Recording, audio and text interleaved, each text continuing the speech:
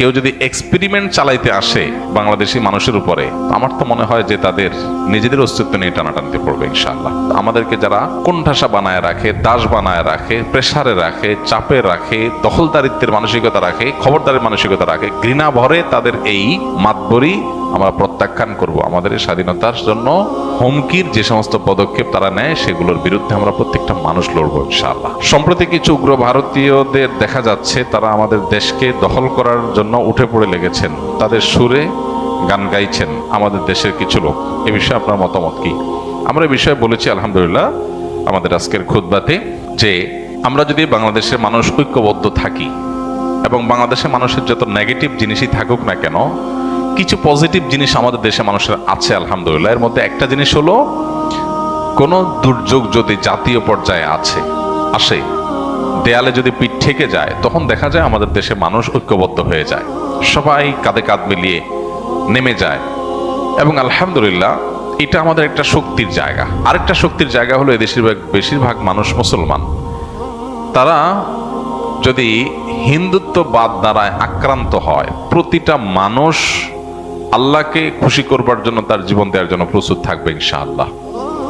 So আমার মনে হয় না যে আমাদের এই প্রিয় স্বদেশকে কেউ তুড়ি মেরে উড়ি দিয়ে দখল করে নেবে, এই স্বপ্ন বাস্তবায়ন হবে এত সহজ না ইনশাআল্লাহ তাআলা। তবে এর জন্য আমাদেরকে ঐক্যবদ্ধ থাকতে হবে এবং সতর্ক থাকতে হবে, সচেতন থাকতে হবে। আমরা অনেকে দেখা যায় আজকাল বলি যে আমরা যুদ্ধ চাই। যুদ্ধ চাওয়া হাদিসে নিষিদ্ধ। আমরা যুদ্ধ চাইবো না। নবী সাল্লাল্লাহু আলাইহি ওয়াসাল্লামের শিক্ষা হলো আমরা আল্লাহর কাছে আমান বা নিরাপত্তা চাইবো, যুদ্ধ না। আমরা চাইবো আমাদের প্রতিবেশী দেশের সাথে আমাদের সম্পর্ক ভালো থাকুক, তারা আমাদের উপরে দাদাগিরি, খবরদারি, আমাদের উপরে মাতবরি, আমাদেরকে দাসসুলভ আচরণ করার মানসিকতা তারা ছেড়ে দেখ। এদেশের মানুষ বহু সহ্য করেছে, এই বিষয়ে এদেশের মানুষ আর সহ্য করবে না। প্রত্যেকটা মানুষ ক্ষোভে ফুঁসে উঠছে, এটা তাদের বোঝা উচিত। তারা যদি এটা বুঝেন তাহলে ভালো প্রতিবেশী হয়ে আমরা থাকতে পারি, বসবাস করতে পারি। সেটা তাদের জন্য কল্যাণের, আমাদের জন্য কল্যাণের।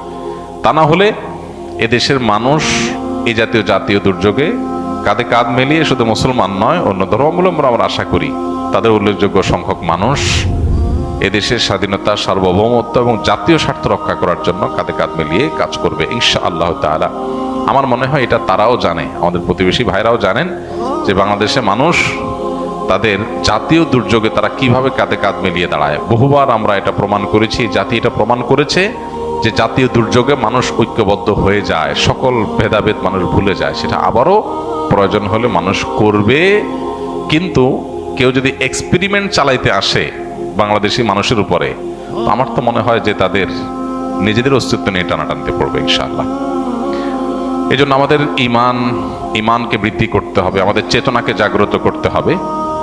অ্যাজ এ মুসলমান আমাদের মধ্যে এই মানসিকতা থাকতে হবে যে আমরা আল্লাহর জন্য আমাদের জীবনও প্রয়োজনীয় দিতে আমরা প্রস্তুত। আমাদেরকে যারা কোণঠাসা বানায় রাখে, দাস বানায় রাখে, প্রেসারে রাখে, চাপে রাখে, দখলদারিত্বের মানসিকতা রাখে, খবরদারের মানসিকতা রাখে, ঘৃণা ভরে তাদের এই মাতবরি আমরা প্রত্যাখ্যান করব। আমাদের এই স্বাধীনতার জন্য হুমকির যে সমস্ত পদক্ষেপ তারা নেয় সেগুলোর বিরুদ্ধে আমরা প্রত্যেকটা মানুষ লড়বো ইনশাআল্লাহ। আমরা যদি সতর্ক থাকি তাহলে ইনশাআল্লাহ কোনোদিনই তারা সেটা করতে পারবে না ইনশাআল্লাহ।